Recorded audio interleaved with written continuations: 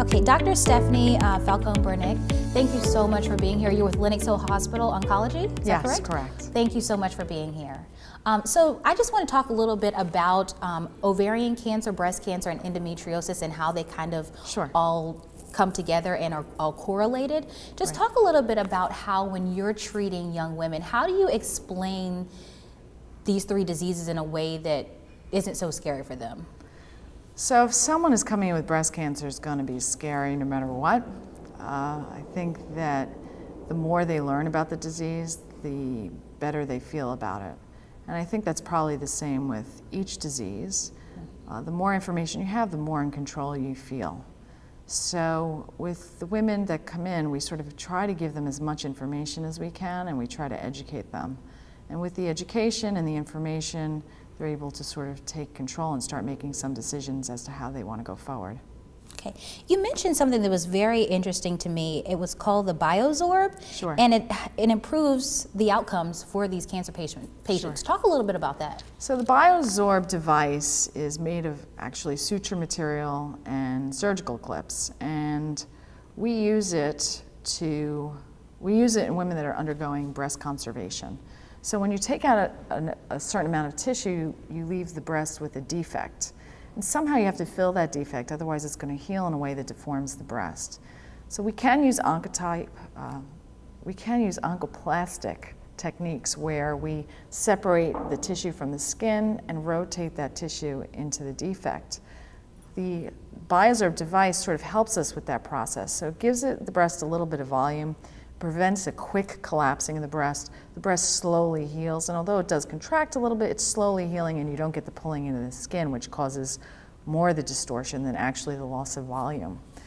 In addition to that, the BioZorb device really marks the area where the tumor was sitting. So in many surgeries, you're causing all these planes to form because we're moving tissue around, we're taking cancer out. It's sometimes hard for the radiation oncologist to know exactly where that tumor was sitting. And when a patient is going to get radiation, they not only get radiation to the entire breast, but they get a boost to the area where the tumor is sitting.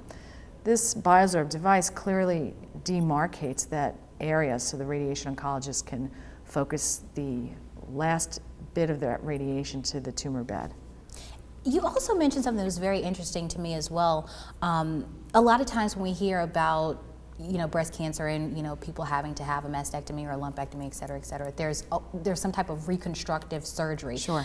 You mentioned something that was very interesting about something called spacers. Talk a little bit about how that works. So there are two main forms of breast reconstruction. One is where you ultimately end up with an implant, and the other is where you fill the space created by the mastectomy with tissue from another part of the body. If a patient opts for an implant, it's usually, not always, but usually a two-stage procedure.